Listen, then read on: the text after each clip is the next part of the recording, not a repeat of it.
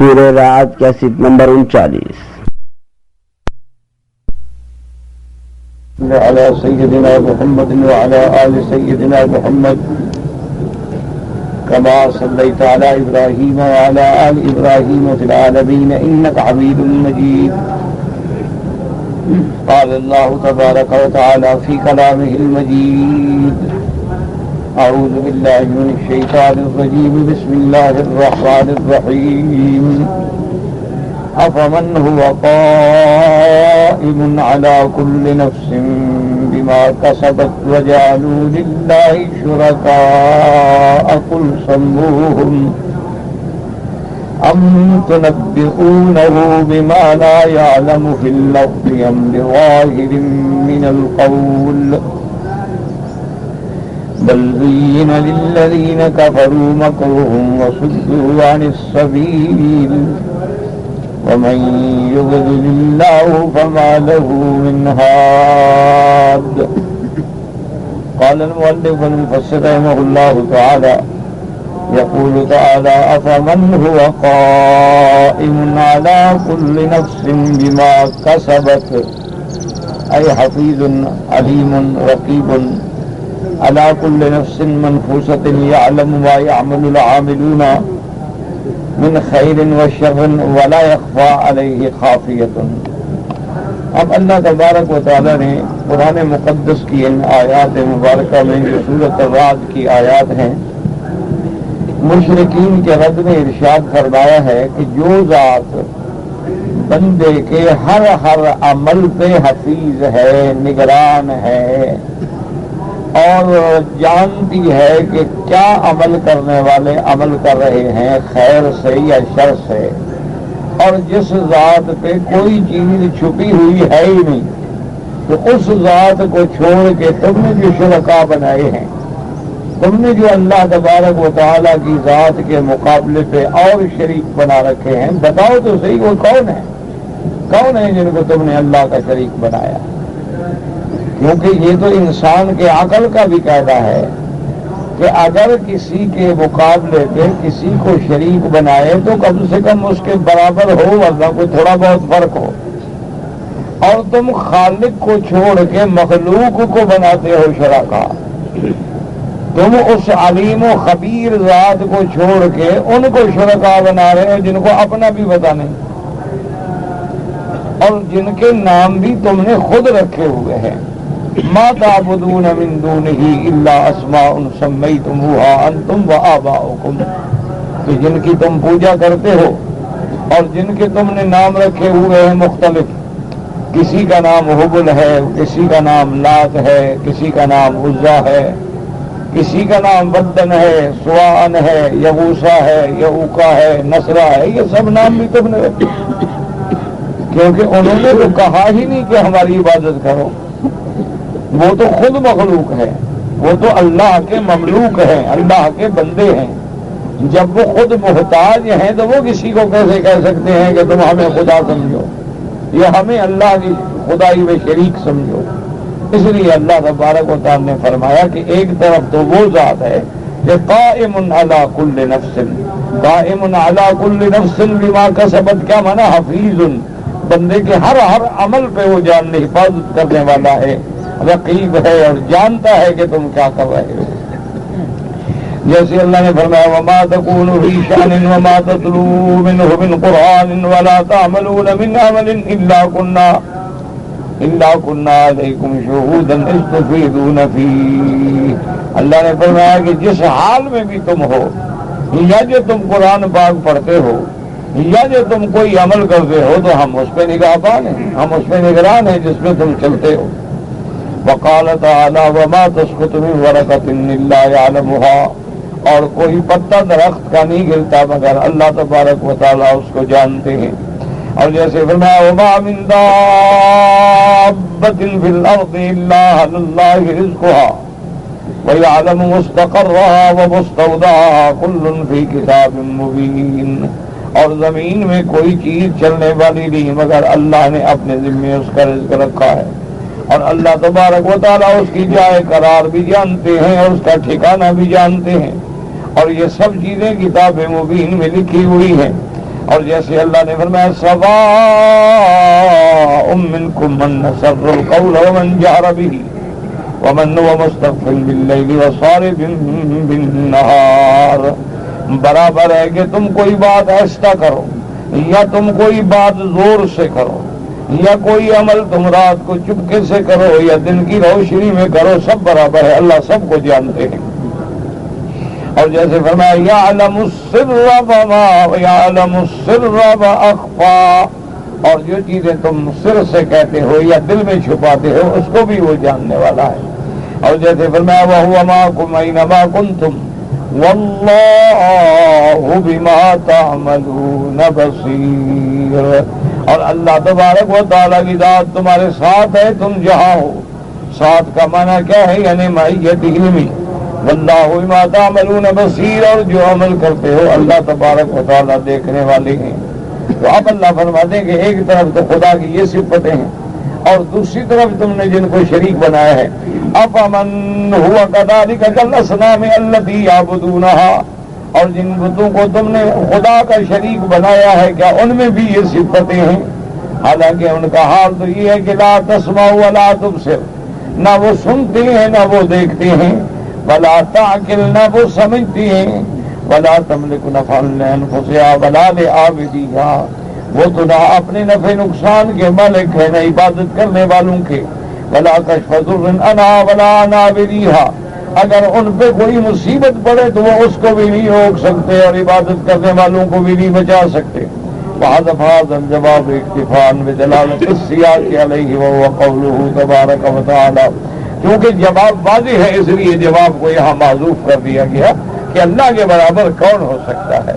تو اس لیے ہمیشہ یاد رکھیں کہ آدمی نے جن کو نعوذ باللہ خدا کا شریک بنایا ہے، اگر اس سے مراد یہ صنم ہے، اصنام ہیں، اوثان ہیں اور بت ہیں، تو اسی لیے سیدنا ابراہیم الخلیل علیہ الصلوۃ والسلام نے اپنے ابا سے کہا تھا کہ یا ابت لم تعبد ما لا يسمع ولا يبصر، ابا جان آپ ان کی عبادت کرتے ہیں جو نہ سنتے ہیں نہ دیکھتے ہیں اور نہ کوئی نفع پہنچانے کے قابل ہیں، آپ کیا کر رہے ہیں؟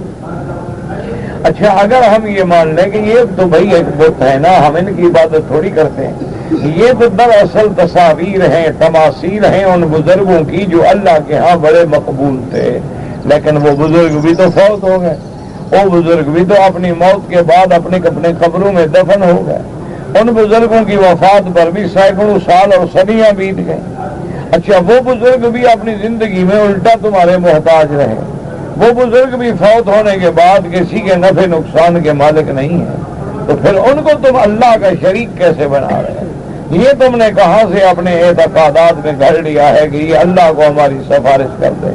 ان کو تو پتہ ہی نہیں کہ تم کیا کہہ رہے ہو، ان کو تو فوت ہوئے بھی صدیاں بیت گئی ہیں، ان کو تو وفات پانے کے بعد بھی اتنا عرصہ گزر گیا ہے کہ تمہیں پتہ ہی نہیں۔ اور اگر وہ زندہ بھی ہوں، مثال کے طور پر جیسے آج کل ہمارے جاہل بعض بزرگوں کو اور بعض اولیاء اللہ کو حاجت روا سمجھتے ہیں، مشکل کشا سمجھتے ہیں، تو اگر وہ ہمارے بزرگ جو ہیں مثال کے طور پر وہ اپنے ملک میں ہیں اور ان کا مرید جو ہے وہ دوسرے ملک میں ہے، تو ان کو کیا پتا ہے کہ وہ کس حال میں؟ وہ تو اپنی جان کے نفع نقصان کے بھی مالک نہیں، وہ تو موت کے بعد اپنی زندگی بڑھانے پر بھی قادر نہیں، وہ تو موت کے بعد یہ بھی نہیں جانتے کہ کب اللہ نے قبروں سے اٹھانا ہے، تو ان کو تم نے کیسے اللہ کا شریک بنا لیا؟ تو اس لیے جواب واضح ہے کہ کوئی مخلوق اللہ کی شریک بننے کے قابل نہیں، کوئی چیز اللہ تبارک و تعالیٰ کی عبادت میں شریک نہیں، کوئی چیز نفع نقصان کی مالک نہیں، کوئی چیز کائنات میں مصرف الامور نہیں۔ دیکھو نا آدمی، اب دیکھیں آپ تجارت کرتے ہیں، دکانداری کرتے ہیں، کسی کو شریک بناتے ہیں تو آپ کہتے ہیں کہ بھائی میں نے 10,000 ڈالا ہے، 10,000 تم ڈالو، میرے شریک بن جاؤ تاکہ تمہارا اور میرا نصف ہوگا۔ اگر 5,000 ڈالو گے تو تمہارا چوتھا حصہ ہوگا، یا اگر تم پیسے ڈالو گے اور میں عمل کروں گا تو پھر آدھا میرا ہوگا اور آدھا تمہارا ہوگا۔ تو یہاں تو تم سوچتے ہو کہ بھی شریک جو بنا رہا ہوں تو اگلے شریک کے پاس بھی کوئی طاقت ہے کہ نہیں ہے، اور تم خدا کے شریک بنا رہے اور جانتے ہو تو خود محتاج ہیں، وہ شریک کیسے بن گئے؟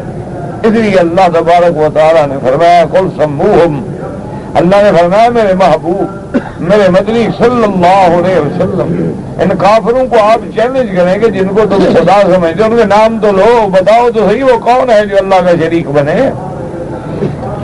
اس لیے فرمایا قل سموہم، جواب دو یعنی ہمیں بتلاؤ کہ وہ کون ہے. وجعلوا للہ شرکاء، اللہ فرماتا ہے عبدوا معه من اصنام وانداد واوثان قل سموہم يعلمون بهم واکشفوا عنهم حتى يعرفوا فانهم لا حقیقت لهم.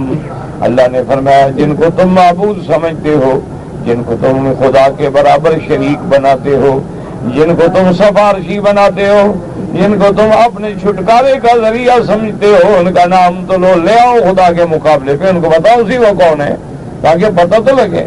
وَلِهَذَا قَالَ تَبَارَكَ وَتَعَالَىٰ أَمْ تُنَبِّئُونَهُ بِمَا لَا يَعْلَمُ فِي الْأَرْضِ، کیا تم خدا کو بتانا چاہتے ہو وہ چیز جس کا زمین میں وجود بھی نہیں ہے؟ کہ سب چیزیں اللہ کی مخلوق ہیں، کوئی خالق تو ہو ہی نہیں سکتا اللہ کے سوا، تو کیا تم اللہ کو بتانا چاہتے ہیں؟ اللہ نہیں جانتے اور تم نے شریک چھپائے ہوئے ہیں.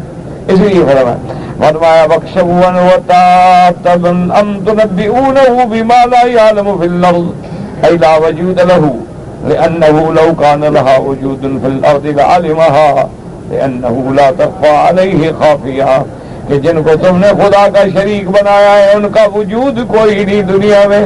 اگر کوئی شریک ہوتا تو اللہ تو جانتے ہیں، تو جب اللہ کے علم میں بھی کوئی نہیں اس کا معنی ہے کہ اس کا وجود ہی کوئی نہیں. تو معلوم ہوا کہ یہ تم نے جھوٹے شریک بنا رکھے ہیں. یہ محض تمہارا خوشگمانی ہے، یہ محض تمہاری جہالت ہے، یہ محض تمہارا تخیل ہے، یہ محض تمہارا توہم ہے. نہ اس پر کوئی دلیل عقلی ہے اور نہ اس پر کوئی دلیل نقلی ہے، یعنی کوئی حجت بھی نہیں ہے تمہارے اندر، کیونکہ ان کی حقیقت کوئی نہیں. ام بظاہر من القول، یا یہ ہے کہ تمہیں ایسی زبانی باتیں کرتے ہو جس کی حقیقت کوئی نہیں.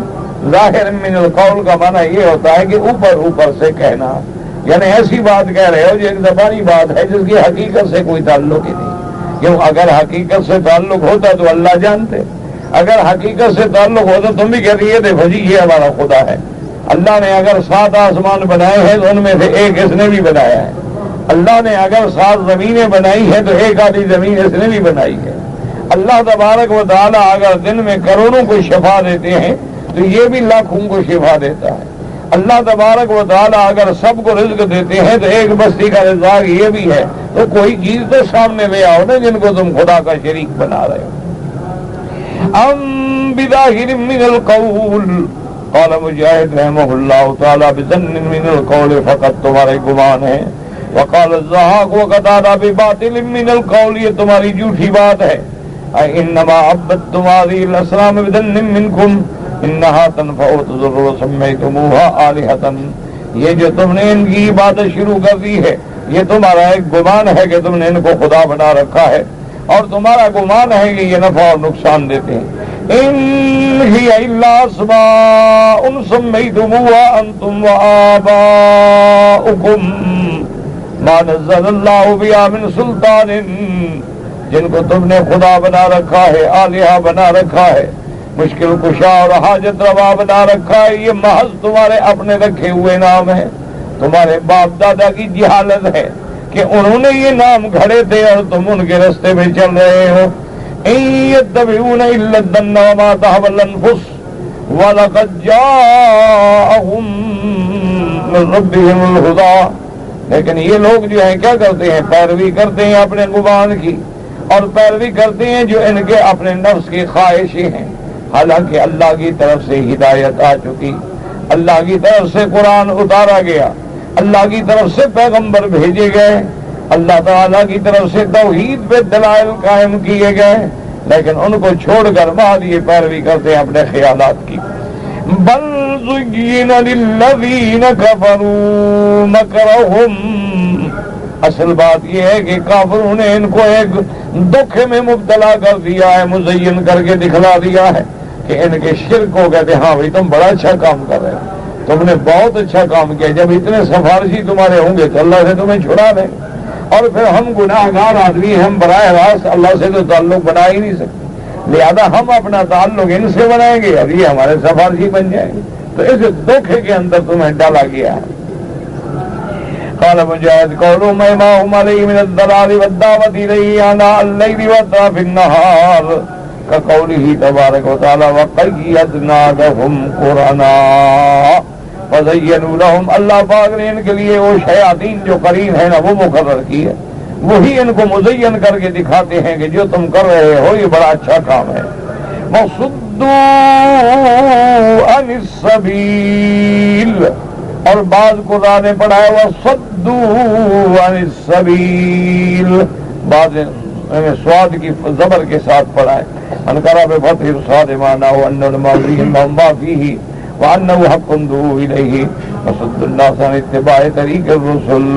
یعنی اگر پڑھیں گے صدو تو معنی یہ ہوگا کہ ان شیاطین نے ان کو مزین کر کے دکھلایا ہے, اور شیاطین نے ان کے دماغوں میں یہ بات ڈالی ہے کہ یہ حق ہے, اسی کی طرف تمہیں دعوت دی گئی ہے, اور لوگوں کو انبیاء علیہم السلام کی اطاعت سے روکا. ومن خراب الذم بمعصیۃ لم سیتباہم علیہ صدوا به عن سبیل اللہ. اور بعد نے پڑھا ہے وصدوا عن السبیل, کیا مانا بمعصیۃ لہم, شیطان نے ان کو مزین کر رکھا ہے کہ جو کچھ تم کر رہے ہو بس یہی بہترین طریقہ ہے, اور یہ سبب بن گیا ان کا اللہ کے راستے سے دور ہونے کا. اللہ نے فرمایا وَمَن يُضْلِلِ اللَّهُ فَمَا لَهُ مِنْ هَادٍ, اور اللہ جس کو گمراہ کریں اس کو کوئی ہدایت دینے والا نہیں, کیونکہ ہدایت جو ہے وہ اللہ کے ہاتھ میں ہے. القلوب بین اصابع الرحمن یقلبها کیف یشاء ویصرفها کیف یشاء. میرے آقا نے محبوب دو عالم سیدنا محمد مصطفیٰ صلی اللہ علیہ وسلم نے فرمایا کہ بنو انسان کے دل جو ہیں وہ اللہ کی انگلیوں میں ہیں, وہ جدھر چاہے پھیر دیں ہدایت کی طرف پھیریں, وہ چاہے تو گمراہی کی طرف پھیریں. اللہ نے فرمایا وَمَن يُرِدِ اللَّهُ فِتْنَتَهُ فَلَن تَمْلِكَ لَهُ مِنَ اللَّهِ شَيْئًا. اللہ جس کو امتحان میں ڈالیں, اللہ جس کو ہلاکت میں ڈالیں, اس کو کون چھڑا سکتا ہے؟ جیسے اللہ فرماتے ہیں انتہار صلاح ہداہم فإن اللہ لا یہدی من یضل وما لهم من ناصرین.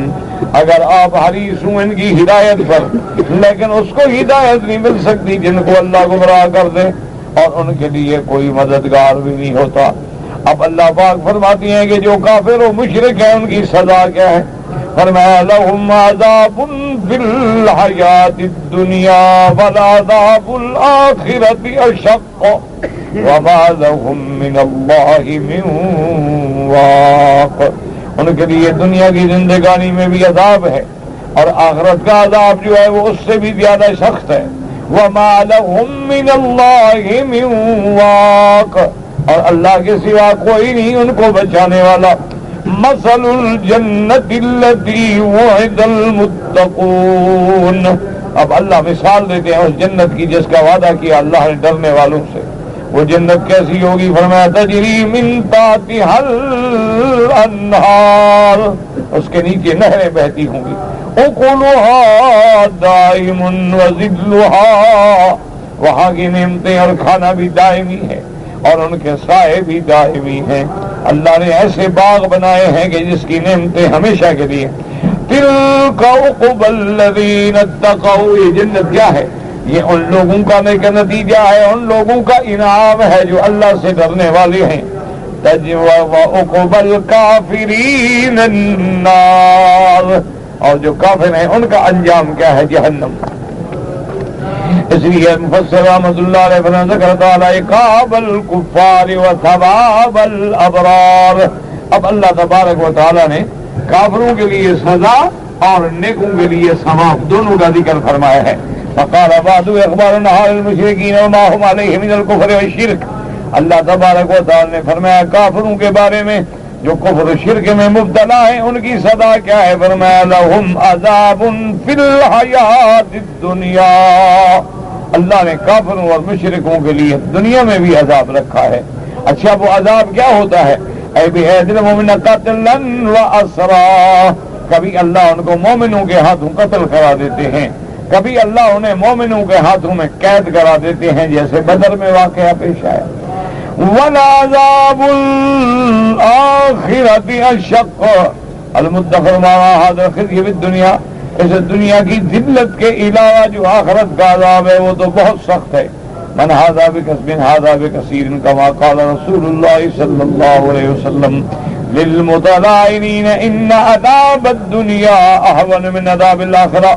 جیسے کہ میرے آقا نے سرکار دو عالم صلی اللہ علیہ وسلم نے لیان کرنے والے متلائنین، لیان مانا جیسے کوئی آدمی اپنی بیوی میں تہمت لگاتا ہے پھر گواہ کوئی نہیں تو وہاں حکم شریعت کر کے لیان کریں. تو لیان کرنے والوں کو بھی حضور نے فرمایا دیکھو دنیا کا عذاب پھر بھی برداشت ہو جائے گا لیکن آخرت کا عذاب تو بڑا سخت ہے. اس کے بعد حضور صلی اللہ علیہ وسلم بقوا ہوا کما قال صلوات اللہ وسلامہ علیہ، اور جو حضور نے فرمایا وہ سچ ہے. فإن عذاب الدنیا لہ انقضاء، کہ عذاب دنیا جو ہے آخر وہ تو ختم ہونے والا ہے. وذاک دائم ابدا فی نار، اور آخرت کا عذاب جو ہے وہ عذاب دائم ہے کہ کفار و مشرکین جو ہیں وہ ہمیشہ نار جہنم میں رہیں گے. فی نار میں اپنی سزراری سبون فن، اور وہ جہنم کی آگ جو ہے 70 ڈگری اس دنیا کی آگ سے زیادہ ہوگی. تو اب آپ اندازہ فرمائیں کہ دنیا کی آگ کیسے ہے کہ آدمی ہاتھ قریب نہیں لے جا سکتا، لیکن وہ اس سے بھی 70 گنا 70 ڈگری زیادہ تیز ہوگی تو اس کا کیا حال ہوگا، اور وہ اسی میں ہمیشہ رہیں گے. اور اس کے بعد قرآن پاک نے فرمایا وساقن لا صبر ہو کہ صحابت وہ شدت ہو. اور قیامت والے دن جو ان کو وساق مانا ان کے گلے میں زنجیریں ڈالی جائیں گی، توق ڈالے جائیں گے، رسے ڈالے جائیں گے، باندھا جائے گا جس کی مثال کوئی نہیں. جیسے اللہ نے قرآن میں دوسری آیت میں فرمایا فَيَوْمَئِذٍ لَا يُعَذِّبُ عَذَابَهُ أَحَدٌ وَلَا يُوثَقُ وَثَاقَهُ أَحَدٌ. قیامت والے دن اللہ جو کافروں کو عذاب دیں گے اس جیسا عذاب کون دے سکتا ہے، اور اللہ تبارک و تعالیٰ جو ان کو باندھیں گے اس جیسا پکڑ کس کی ہو سکتی ہے. وقال تبارک و تعالیٰ وَعَقَبْ ظَالِمًا كَذَّبَ بِالسَّاعَةِ سَعِيرًا إِذَا رَأَتْهُم مِّن مَّكَانٍ بَعِيدٍ سَمِعُوا لَهَا تَغَيُّظًا وَزَفِيرًا. اللہ نے فرمایا جن لوگوں نے مجھے جھٹلایا، میری توحید کو جھٹلایا، ان کے لیے ہم نے جہنم تیار کر رکھی، اور جہنم کو جب دور سے دیکھیں گے تو سنیں گے کہ اس جہنم کا قید اور اس کی آوازیں کیسی ہیں. وَإِذَا أُلْقُوا مِنْهَا مَكَانًا ضَيِّقًا مُقَرَّنِينَ دَعَوْا هُنَالِكَ ثُبُورًا. اور جب مشرکوں کو اس جہنم میں ڈالا جائے گا اس مکان تنگ میں تو وہاں واویلا کریں گے، کہا جائے گا لا تدعوا اليوم ثبورا واحدا وادعوا ثبورا كثيرا. اب اللہ فرمائیں گے جتنا شور مچاتے ہو مچا لو، تمہاری فریاد کرنے کا اب کوئی فائدہ نہیں، اب جہنم سے کوئی چھٹکارے کا رستہ نہیں. قل ذلك خير ام جنة الخلد التي وعد المتقون كانت لهم جزاء ومصيرا. اللہ نے فرمایا میرے محبوب ان کو بتلا دے کہ بدبختو یہ جنت بہتر ہے یا جہنم کی آگ بہتر ہے، یہ جنت کی نعمتیں بہتر ہیں یا جہنم کی سزائیں بہتر ہیں، خود فیصلہ کرو جاہلو. ولہذا قرن عذاب قوله تبارک و تعالی، اس لیے اس آیت مبارک میں بھی اللہ تبارک و تعالی نے پہلے کافروں کی سزا کا ذکر کیا، پھر مومنوں کی جزا کا ذکر کیا. فرمایا مثل الجنت التي وعد المتقون. اللہ بیان کرتے ہیں اس جنت کو، دعا کریں اللہ ہم سب کو جنت نصیب فرما دے. اللہ تبارک و تعالی ہر کلمے پڑھنے والے کو جنت نصیب فرما دے. اللہم ارحم امت محمد صلی اللہ علیہ وسلم، اللہم اغفر امت محمد صلی اللہ علیہ وسلم، اللہم استر امت محمد صلی اللہ علیہ وسلم، اللہم اجبر امت محمد صلی اللہ علیہ وسلم، اللہم ارزقنا الفردوس الاعلی. اور اس کے بعد فرماتے ہیں تجری من تحتها الانہار. وہ جنت میں ایسے محل ہوں گے یعنی اس کے نیچے نہریں بہت، کیا مانا یعنی دائیں بائیں آگے پیچھے. ایسے فرماتے بھی ارجایا و جوان شاء فجرنا تفجیرا. اور اللہ پاک مومن کو یہ طاقت دیں گے کہ جب وہ چاہیں گے کہ جہاں نہر ہو وہ اشارہ کریں گے بس نہر آ جائے گی. کیف شاء یسقون وین شاء جہاں چاہیں گے وہاں نہریں جائیں گی.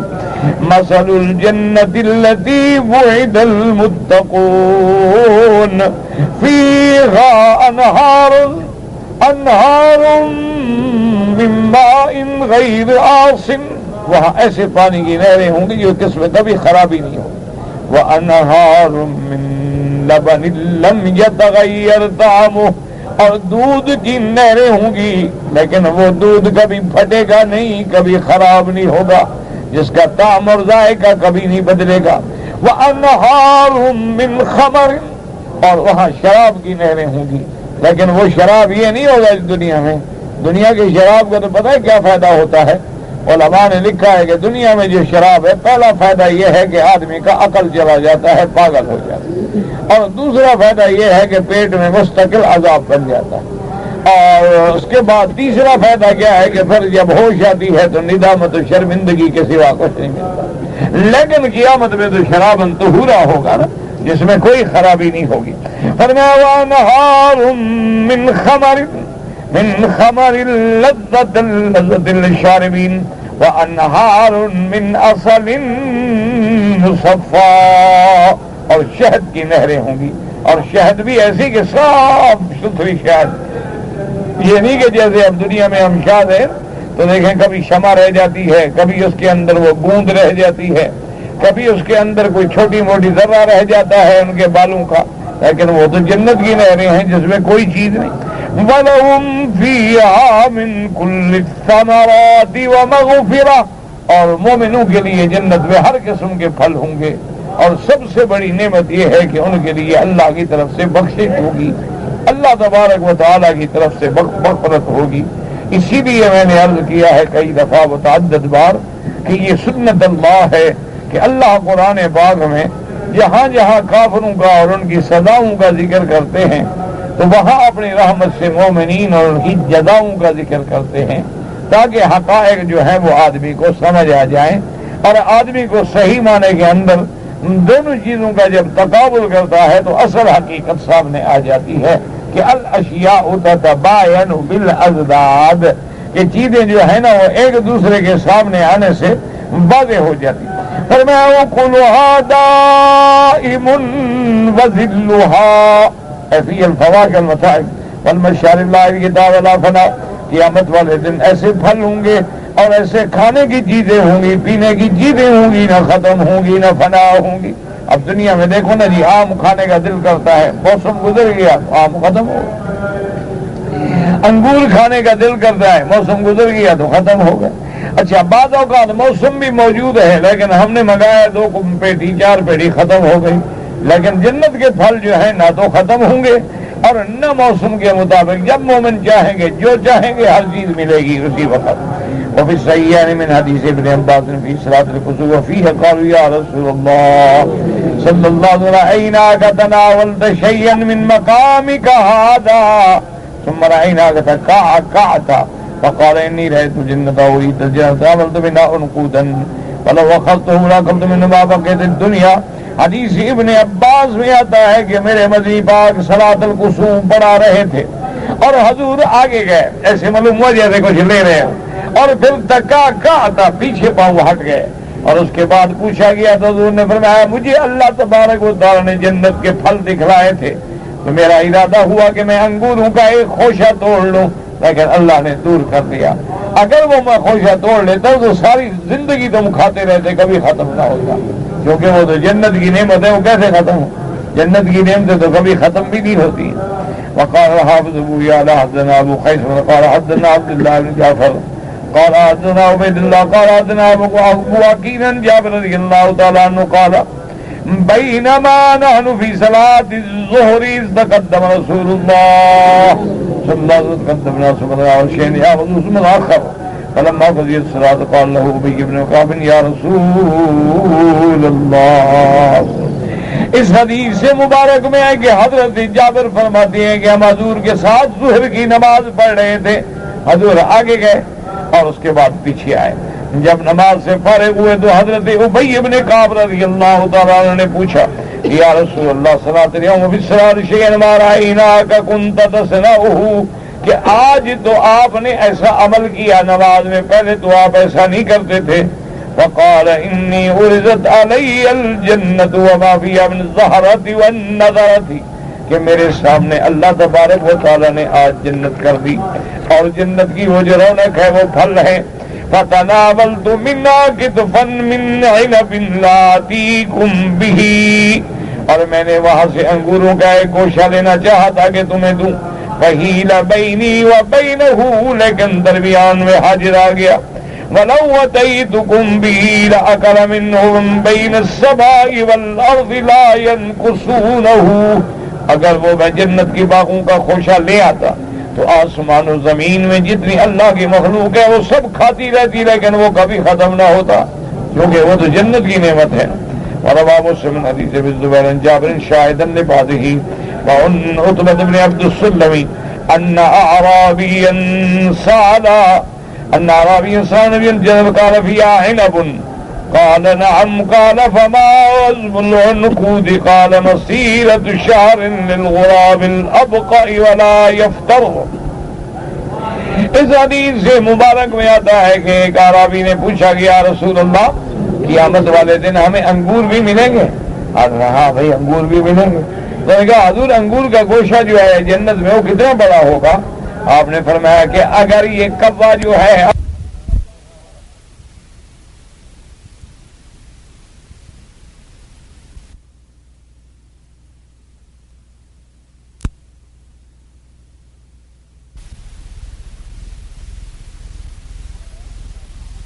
امام احمد رحمۃ اللہ علیہ نے سبھی سے فرمایا ہے تو اللہ تبارک و تعالیٰ کی نعمتیں اتنی عظیم ہوں گی اور اتنی کثیر ہوں گی، اور وہ نعمتیں نہایت فانی ہوں گی کہ جو کبھی ختم نہیں ہوں گی، اور وہ نعمتیں نہایت دائمی ہوں گی اور ہمیشہ رہنے والی ہوں گی.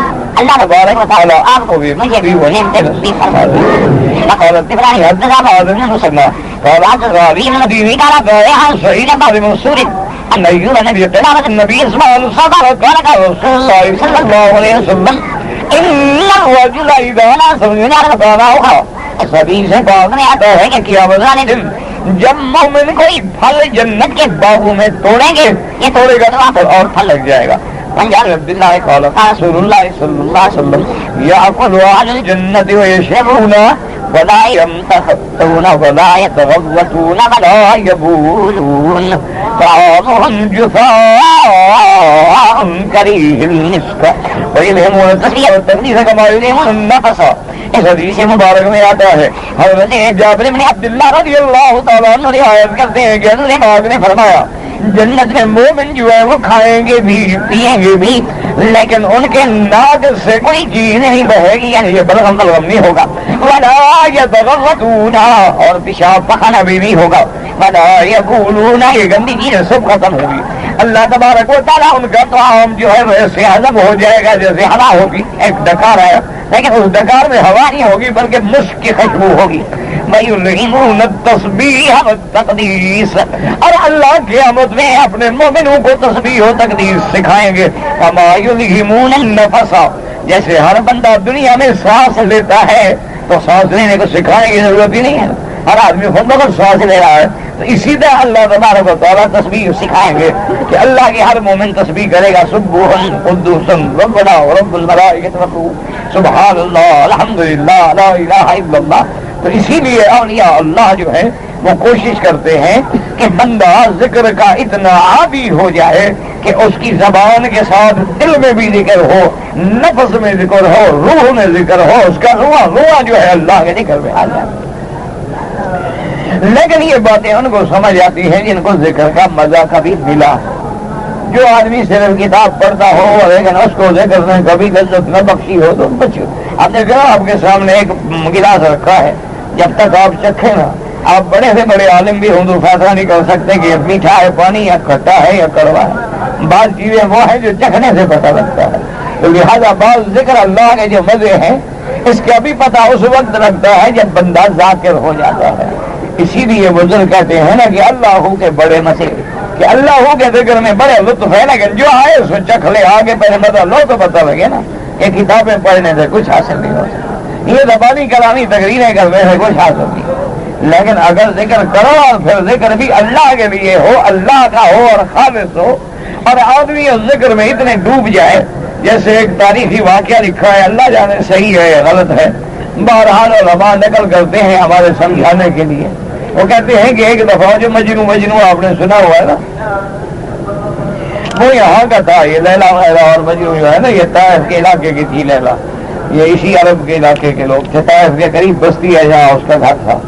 تو ایک دن اسی علاقے میں صحرا میں ریت کے ٹیلے کے کنارے پہ بیٹھا ہوا مجنو اپنے جوش میں لگا لیلا لیلا پکار رہا ہے، اور کبھی وہ ریت پہ لکھنا شروع کر دیتا ہے لیلا کا نام، اور کبھی بیٹھے بیٹھے چیختا ہے لیلا کدھر ہے یا لیلا یا لیلا۔ تو کچھ میرے جیسے مولوی شولوی گزرے جنہوں نے 4 کتابیں پڑھی تھیں اور داڑھی رکھ کے مولوی بن گئے تھے، تو وہاں سے جب وہ گزرے جناب نماز کا وقت آیا تو انہوں نے اذان دی اور نماز شروع کرنے لگے، دیکھا تو وہ بے وقوف زور زور سے چیخ رہا ہے لیلا لیلا۔ ایک مولوی کو غصہ آیا، بھاگا گیا،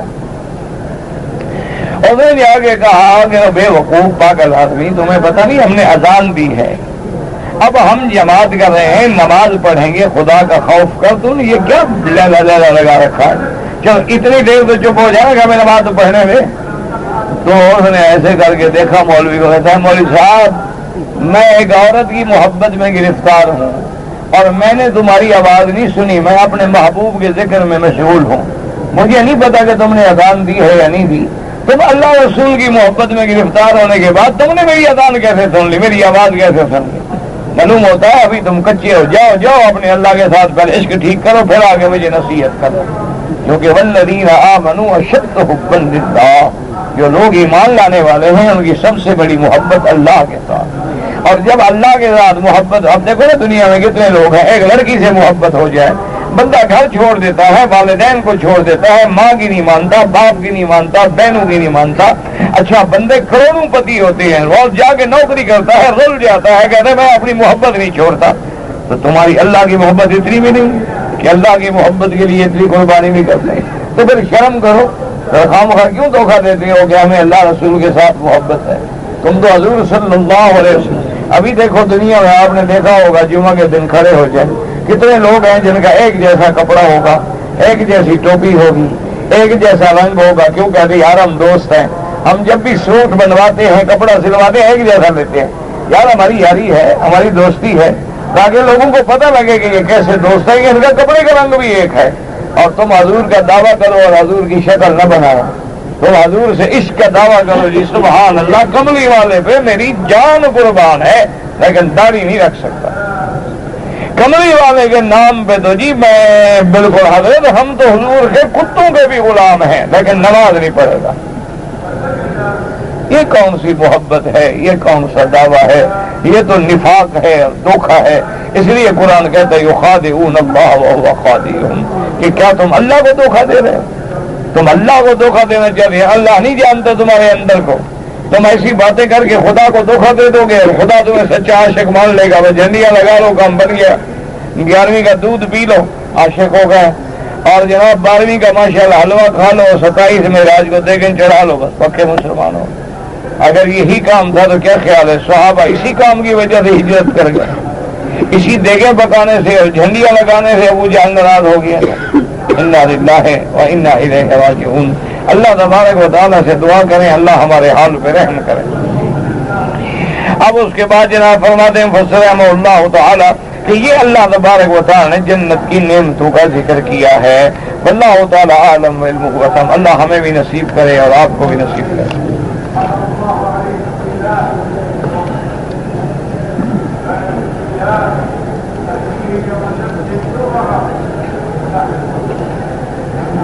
کہتے جی کہ اگر کوئی آدمی مکے میں رہنے والا طائف سے جا کر عمرہ کرے یا مدینہ منورہ سے، میں نے کئی دفعہ عرض کیا ہے نا میرا بھائی، یہ ایک مسئلہ ہے جو روزانہ پوچھتے ہو۔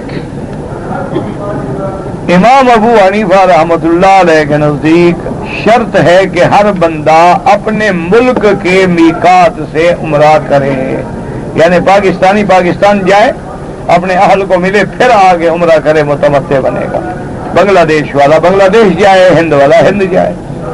باقی ائمہ کرام یہ فرماتے ہیں کہ اگر اس نے مدینہ منورہ سے عمرہ کر لیا ہے یا طائف کے میقات سے بھی عمرہ کر لیا ہے اور اسی سال اگر وہ حج کرے گا تو اس کا حج تمتع ہوگا بس.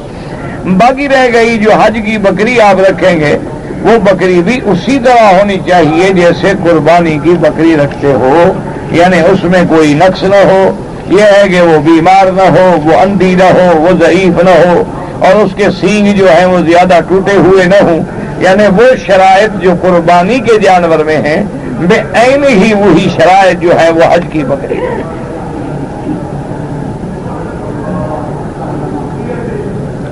کہتے جی کہ ہماری بہن کا رشتہ بڑی کوششوں کے باوجود بھی طے نہیں ہو رہا. میرا بھائی اصل بات تو یہ ہے کہ یہ اللہ کے فیصلے ہیں اور اللہ کی حکمتیں ہیں. اس میں کوئی بندہ کسی کی طاقت نہیں کہ دخل دے. لکل اجل کتاب, ہر معاملے کے لیے اللہ نے ایک فیصلہ کیا ہے اور اللہ کے فیصلے کو کوئی بدل نہیں سکتا. لیکن آپ مایوس نہ ہوں. آپ روزانہ, اور وہ لڑکی بھی, آپ بھی, اس کے والدین بھی 2 رکعت نماز پڑھ کے, کیونکہ میرے محبوب کو جب بھی کوئی مشکل پیش آتی تو حضور نماز پڑھتے ہیں. اور اللہ کا بھی حکم ہے کہ جب تمہیں کوئی مشکل آئے, کوئی مصیبت آئے, کوئی دکھ آئے, پریشانی آئے, کوئی کام پڑے تو واستعینوا بالصبر والصلاۃ, ایک اللہ کے فیصلے پہ راضی رہیں اور دوسرا نماز پڑھ کے دعا کریں. اور نماز کے بعد بعض علماء نے لکھا ہے کہ اللہ کا جو نام ہے یا جامع ہو یا لطیف ہو, اس کو پڑھ کے دعا کریں, اللہ پاک رشتہ آسان کر دے. اور دعا کریں کہ اللہ تمام بچیوں کے رشتے آسان کروا دے جو گھروں میں بیچاری زیادہ عمر کی ہو گئی اور رشتوں کے لیے پریشان ہیں. اور خدا کی قدرت ہے کہ یہ پریشانی ابھی شریف لوگوں کے لیے. اللہ کی شان یہ ہے کہ جو گھرانے علماء کے ہیں, صالحین کے ہیں, لڑکیاں نماز پڑھنے والی ہیں, پردہ کرنے والی ہیں, ان کا رشتہ نہیں آتا. جو آزاد ہیں, جو ہوٹلوں میں اور ڈسکو میں, اور وہ تو بالغ ہونے سے بھی پہلے اپنے رشتے خود ڈھونڈ لیتی ہیں, والدین کو تکلیف کرنے کی ضرورت ہی نہیں پڑتی ہے. ان کے تو وہی پہلے سے کالج سے پہنچنے سے پہلے رشتے سارے طے ہو جاتے ہیں, بلکہ شادی کے بعد جو ہونا ہے وہ بھی پہلے ہو جاتا ہے. انا للہ و انا الیہ راجعون. بہرحال ہم بھی دعا کر سکتے ہیں اور کیا کر سکتے ہیں. کہتے جی کہ میری ڈیوٹی ہے ہسپتال میں اور 12 گھنٹے حج میں ہماری ڈیوٹی ہوگی, صبح 8 سے رات 8 بجے تک. آپ مکے میں رہنے والے ہیں, آپ کا حج افراد ہوگا اور آپ کے لیے کوئی مشکل نہیں. آپ رات کے 8 بجے ہی اپنے گھر سے غسل کر کے احرام باندھ کے سیدھے عرفات چلے جائیں. وہاں آپ 10-11 بجے 12 بجے تک پہنچ جائیں گے. آدھا پونا گھنٹہ بیٹھیں, دعائیں مانگتے ہوئے مزدلفہ آ جائیں. رات کو آپ مزدلفہ میں سو جائیں اور پیدل آئیں تو آپ مزے میں رہیں گے. رات کو آگے وہاں رہیں اور صبح کی نماز مزدلفہ میں پڑھیں. جو ہی سلام پھیریں بس فوراً نکلیں پیدل, اور مینا میں پہنچتے ہی آپ فوراً آ کے کنکریاں ماریں, اپنے بال کٹائیں, احرام کھولیں اور 8 بجے ڈیوٹی پہ پہنچ جائیں. باقی ایام جو ہے رات میں جا کے کنکری مار لیں اور ان دنوں میں جب موقع ملے طواف زیارت کر دیں تو آپ کا حج انشاءاللہ مکمل ہو جائے گا, کوئی مشکل نہیں ہوگی. لیکن یہ مسائل انشاءاللہ جب حج قریب آ جائے تو 5-8 دن پہلے کیسٹ سن لیں, کتابیں پڑھ لیں, تیار ہو جائیں تاکہ تم حج میں غلطی نہ کرو. یہ لوگوں نے ایک روٹین بنا رکھا ہے کہ جی جب جو لوگ کریں گے ہم بھی کر لیں گے. بھئی ہر آدمی کا مسئلہ الگ ہے. کسی کا حج تمتع ہے, کسی کا حج افراد ہے, کسی کا حج قران ہے, تو ہر آدمی کے مسائل الگ ہوتے ہیں. تو اس لیے حج پر جانے سے قبل کتابیں چھوٹی چھوٹی ہر زبان میں موجود ہیں. حج کی کتابیں پڑھیں, مسائل پڑھیں کہ حج مفرد کیا ہے, حج تمتع کیا ہے, حج قران کیا ہے اور اس کا طریقہ کیا ہے. تو انشاءاللہ آسانی ہو گئی. میری والدہ فوت ہو گئی, اللہ مغفرت فرمائے, اور اللہ تمام فوت ہونے والوں کی مغفرت فرمائے.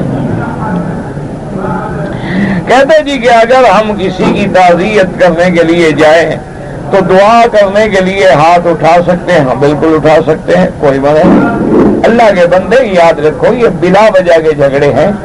دعا ہاتھ اٹھا کے کرنا بھی جائز ہے اور بغیر ہاتھ اٹھائے کرنا بھی جائز ہے, اور بہت لمبے لمبے ہاتھ اٹھا کے کرنا بھی جائز ہے.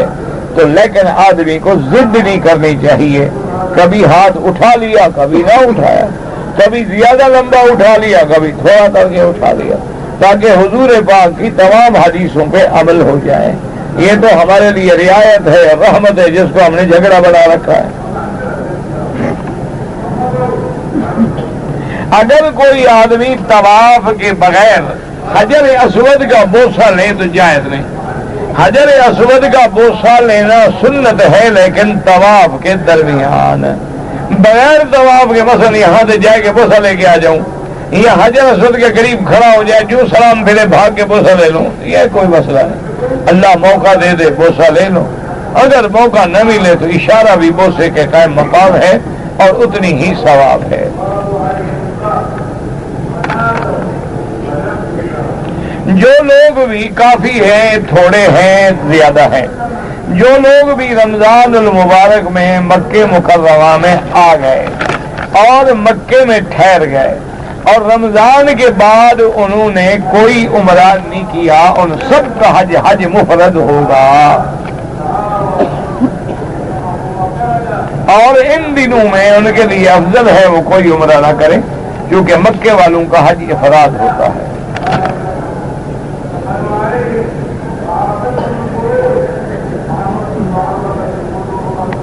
وہی میں نے عرض کیا نا کہ یہ حج کے مہینے ہیں، شوال، ذی القعدہ، ذی الحجہ، ان میں اہل مکہ کے لیے امام ابو حنیفہ رحمۃ اللہ علیہ فرماتے ہیں کہ عمرہ نہ کریں، تاکہ ان کا حج جو ہے وہ حج افراد ہو۔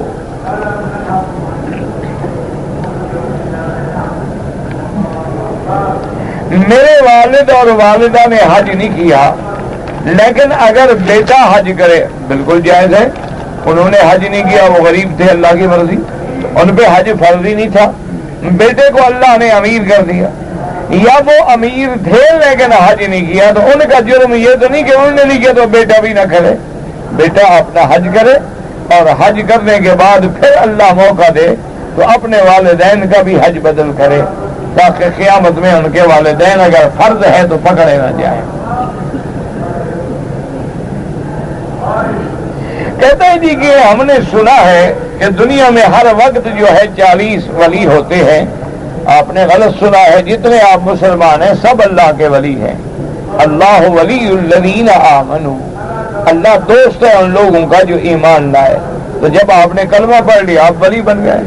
اب جتنے آپ کے اعمال صالحہ ہوں گے اتنی ولایت میں درجہ بلند ہوگا، اور جتنے اعمال ہمارے گرے ہوئے ہوں گے اتنی درجہ جو ہے وہ کم ہوگا۔ تو باقی یہ کہنا کہ 40 ولی ہوتے ہیں یا 80 ہوتے ہیں، یہ لوگوں کی گڑی ہوئی باتیں ہیں۔ کہتے ہیں جی میرے چاچا فوت ہو گئے اور مجھے خواب میں نہیں آتے، تو یہ اللہ کی مرضی ہے، میں تمہارے چاچے کو کہہ تو نہیں سکتا، یہ ضروری بھی نہیں ہوتا کہ خواب میں آئے، آئے آئے نہ آئے نہ آئے، کوئی مسئلہ نہیں۔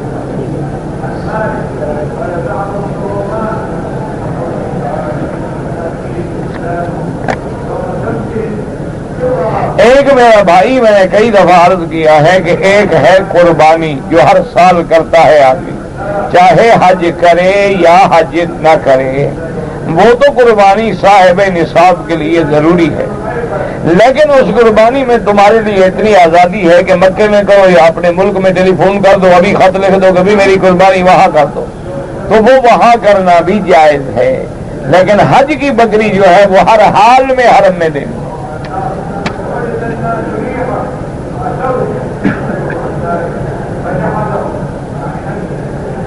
کہتے جی کہ میں گھڑیاں بیچتا ہوں لیکن وہ 2 نمبر نقلی ہوتی ہے، آپ بتا دیا کریں نا کہ یہ نقلی ہے، بس آپ دھوکہ تو نہ دیں نا مسلمانوں کو، آپ بتا دیں گے میرا بھائی یہ اصلی نہیں ہے، یہ 2 نمبر ہے، آپ نے لینا ہے لے لیں، نہیں لینا ہے نہیں۔ اچھا ویسے جو لینے والے ہیں نا وہ بھی اکثر سمجھتے ہیں کہ اگر اصلی گھڑی 200 کی ہے اور یہ ہمیں 20 ریال کی دے رہا ہے، صاف بات ہے کہ نقلی ہے، تو اس لیے اگر واضح کر دیا جائے پھر حرام نہیں، لیکن اگر نقلی کو اصلی بنا کے دھوکہ دیتے ہو تو پھر حرام ہے، پھر اس کی کمائی حرام ہے تمہارا۔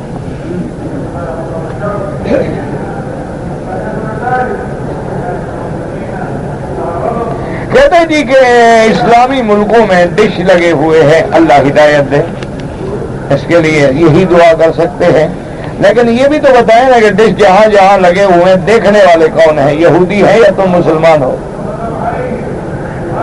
اگر ہر مسلمان چھوڑ دے تو کون بیچے گا؟ تو جب ہم بھی رات دن ماشاءاللہ 4 نمبر کی اینک لگائیں لیکن ڈش ضرور دیکھتے ہیں، اینک 4 نمبر پہ بھی پہنچ جائے نا، ویسے جتنے اکثر ظاہراً تمہارے سامنے بزرگ بنے ہیں سب فلمیں دیکھتے ہیں۔ فرق اتنا ہے کہ داڑھی منڈا ظاہر دیکھتا ہے، ہم پردے میں دیکھتے ہیں، دیکھتے سب ہیں۔ بس دعا کریں اللہ ہمارے ہاتھ پر انا للہ و انا الیہ راجعون۔ یہ بلا ہے، عذاب ہے، اور جب بارش برستی ہے تو ہر گھر میں برستی ہے، اور جب آندھی آتی ہے تو ہر گھر میں آتی ہے۔ آج کل تو گناہوں کی یہ آندھیاں چل رہی ہیں، شیطان ننگے ناچ رہے ہیں، اور ہر طرف بے حیائی ہے اور یعنی ہے، اور ہر طرف عذاب ہے۔ اور اسی ڈش کے نتیجے ہے کہ آج مسلمان اللہ کے گھر میں، مکے میں، مدینے میں، ان شہروں میں، پاک مقدس شہروں میں رہ کر عورتیں بک کرتے ہیں، عورتیں چلاتے ہیں، نشے بیچتے ہیں، حرام کھاتے ہیں، حرام کماتے ہیں، لمبی لمبی داڑیاں ہیں، بھیک مانگتے ہیں، 80-80 ہزار ریال جوڑا ہوا ہے۔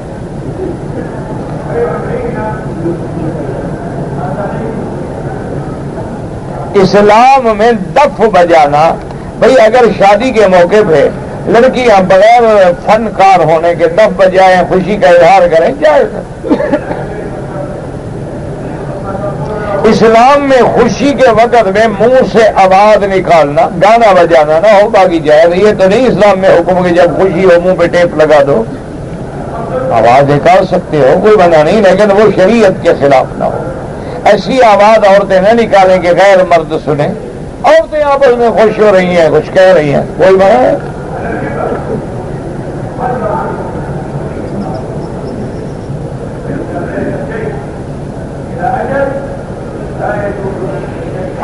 ایک آدمی حرام کی کمائی سے عمرہ کرنے کے لیے آیا ہے، سب سے پہلے توبہ کرو، اور وہ حرام کی جو چوری کا مال ہے، جس کا مال ہے، اس کو کسی طرح واپس کرو، اور باقی پیسے کسی دوست سے قرضہ لے کے حج کر لو تاکہ تمہارا حج جو ہے وہ صحیح ہو جائے، یا اپنے گھر سے حلال منگوا لو، اور حرام کا مال اگر تمہیں پتا ہے کہ یہ فلاں بندے کا ہے تو اس کو واپس کرو۔ اگر پتہ ہی نہیں کہ کس کا ہے، وہ پتہ نکل گیا، تم نے تو چوری کر لی، پتہ ہی نہیں کون تھا، تو اتنے پیسے صدقہ و خیرات کر دو تاکہ اللہ اس کو بھی اجر دے گا اور تمہارے گناہ بھی معاف کرے گا۔ کہتے جی کہ ہمارے دکان میں جو مال ہے میرا بھائی، اس پر بھی زکوٰۃ ہے، اور اس مال کے لیے یہ ضروری نہیں ہوتا کہ ہر مال پہ ہم نشان لگائیں کہ اس پہ 11 مہینے گزرے، اس پہ 8 مہینے گزرے، اس پہ 10 مہینے گزرے، اس پہ 12 مہینے۔ یہ غلط ہے۔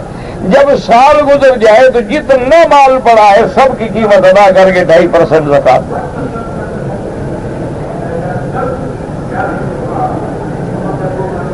کہتے جی کہ میں نے سنا ہے کہ عصر کے بعد نماز نہ پڑھے، تو حدیث ہے کہ مغرب کے بعد نماز پڑھیں اور فجر کے بعد جب تک سورج نہ نکلے۔ صرف بعض ائمہ کرام فرماتے ہیں کہ حرم میں پڑھنا جائز ہے، ورنہ وہ بھی قائل ہیں اسی بات کے کہ ساری دنیا میں آپ اگر کہیں ہیں تو فجر کے بعد نہ پڑھیں جب تک سورج نہ نکلے، اور عصر کے بعد نہ پڑھیں جب تک کہ غروب نہ ہو جائے۔ وہ کہتے ہیں اجازت ہے صرف حرم میں، کیونکہ لوگوں نے طواف کرنا ہے، لوگوں نے جانا ہے، تو یہ کوئی ایسے جھگڑے کے مسئلے نہیں ہیں، یہ تو اللہ کی طرف سے روایت ہے۔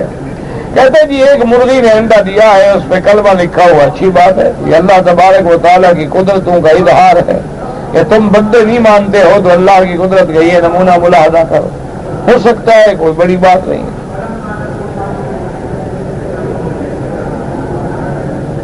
حابیل اور قابیل کا کیا واقعہ ہے؟ قابیل نے اپنے بھائی حابیل کو ایک عورت کی وجہ سے قتل کر دیا تھا، دونوں آدم علیہ السلام کے بیٹے تھے۔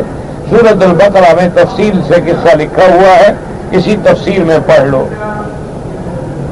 میں نے شکار کرنے کے لیے کتا رکھا ہوا ہے، اور کچھ اپنے گھر کی نگرانی کے لیے بھی کتا جائز ہے، کوئی منع نہیں۔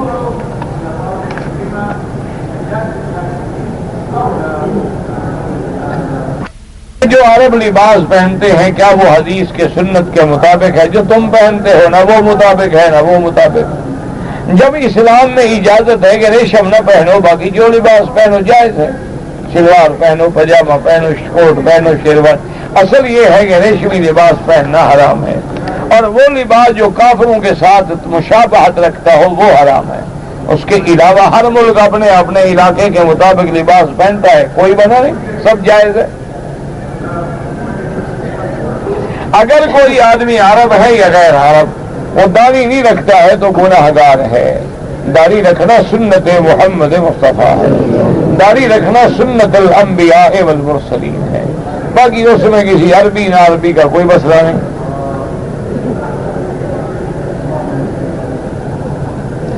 آپ اگر حنفی مسلک کے ہیں 4 رکعت نماز فرض عشاء کی امامت کریں گے تو پہلی 2 رکعتوں میں فاتحہ اور سورت پڑھیں گے، اور پچھلی 2 رکعتوں میں صرف فاتحہ پڑھیں گے اور سورت نہیں پڑھیں گے. اور اکیلے پڑھیں تب بھی اسی طرح. نماز کے بعد جو ہم کہتے ہیں سبحان اللہ سبحان اللہ، افضل یہی ہے کہ دائیں ہاتھ سے ذکر کرو، کیونکہ ہر اچھا کام جو ہے وہ دائیں ہاتھ سے ہوتا ہے.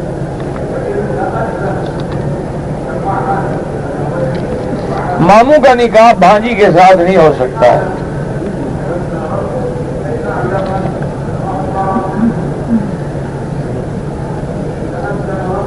میرا ایک دوست ہے، اس کی بیوی اس کی ماں کے ساتھ لڑتی رہتی ہے.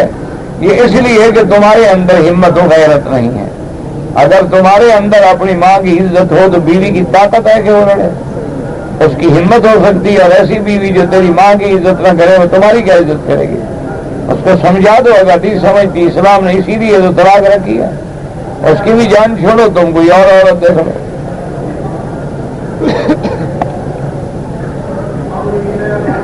اگر ایک آدمی نے کسی عورت کو بہن کہا تھا تو اس سے نکاح کر سکتا ہے، بالکل کر سکتا ہے. منہ بولنے سے کیا ہو جاتا ہے؟ اور آج کل تو سارے کام بہن کہہ کے ہی ہوتے ہیں. اس کا کیا ہے، مسلمان یہی تو پڑتا ہے ان کا. اگر ایک آدمی مدینہ منورہ زیارت کے لیے جائے تو واپسی پہ اس کو احرام باندھنا ضروری ہے، جو تو جائے زیارت کے لیے رہا ہے، کوئی ڈیوٹی تو ہے نہیں، کوئی کام تو ہے نہیں. اگر سنت نماز پڑھ رہے ہیں، اگر 2 رکعت ہے تو فاتحہ بھی پڑھیں گے، سورت بھی پڑھیں گے. اگر 4 رکعت سنت ہے تب بھی ہر رکعت میں فاتحہ بھی پڑھیں گے، سورت بھی پڑھیں گے. اگر کسی عورت کے رمضان کے روزے باقی ہیں تو پہلے وہ روزے قضا کرے اور پھر شوال کے روزے رکھے، کیونکہ شوال کے روزے رکھنے تو نفلی ہیں اور وہ قضا اس کے ذمہ واجب ہے. اگر قرآن مجید میں جب سجدے کا حکم آئے تو سجدہ کرے اور سجدے کی حالت میں پڑھے سبحان ربی الاعلی سبحان ربی الاعلی. اگر کسی فیصلہ کرنے میں مشکل ہو تو انسان اپنے دل کی بات مانے، انسان 2 رکعت نماز پڑھ کے استخارہ کر لے اور پھر اللہ پہ چھوڑ دے. اللہ جو چاہیں گے وہ بہتر ہوگا انشاءاللہ. ایک آدمی نے عمرہ کیا ہے لیکن بال سر کے 4 جگہوں سے کاٹے. اگر 4 جگہ ٹک لگایا ہے، تھوڑے تھوڑے بال کاٹے ہیں تو دم پڑ گئی. اور اگر اتنے بال کاٹے ہیں کہ سر کا 4تھا حصہ بالوں کا کٹ گیا تو پھر ٹھیک ہے، ورنہ بصورت دیگر یہ جو رواج بن گیا ہے کہ کینچی لے کے کھڑے ہوتے ہیں، وہیں 2 بال ادھر سے، 2 ادھر سے اور 2 ادھر سے اور 2 ادھر سے، یہ دم پڑ جاتی ہے. علم نہیں تھا، اب تو علم ہو گیا نا. یہ پہلے پوچھ رہے تھے تو علم ہو جاتا.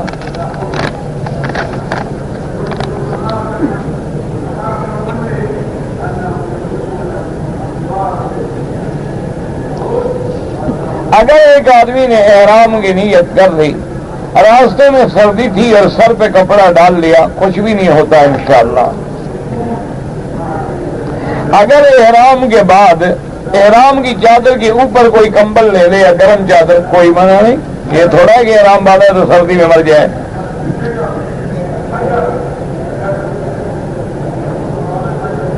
اگر ایک آدمی شوال میں 1 عمرہ کر چکا ہے اور عمرے کرنا چاہے، کوئی منع نہیں، لیکن افضل یہی ہے کہ اب مکے میں ہو تو طواف زیادہ کرو.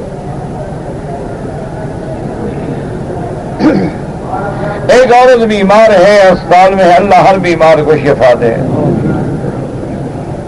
اگر کوئی عورت کسی غیر مرد کے ساتھ ہاتھ ملائے تو اس کا نکاح ٹوٹ جائے گا؟ نہیں، نکاح تو نہیں ٹوٹے گا، لیکن ٹوٹنے کا ابتدا کر رہی ہے۔